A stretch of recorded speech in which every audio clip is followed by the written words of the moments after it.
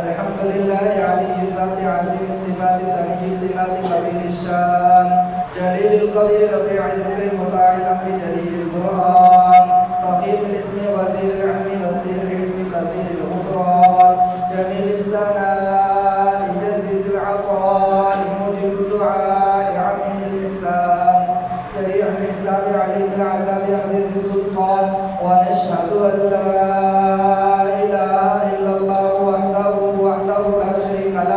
ونشهد أن سيدنا ومولانا محمدا عبده ورسوله المبعوث إلى الأسود الأحمر المبعوث بشرح الصدر ورفع الذكر وصلى الله تعالى عليه وعلى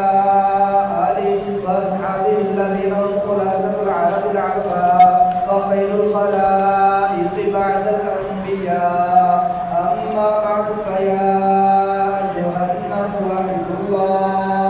فإن التوحيد رأس الطاعات واتقوا الله فإن التقوى ملاك الحسنات وعليكم بالسنة فإن السنة تهدي إلى الإطاعة ومن أطاع الله ورسوله فقد رشد واهتدى وإياكم والبدعة فإن البدعة تهدي إلى المعصية ومن يعص الله ورسوله فإن له نار جهنم خالدين فيها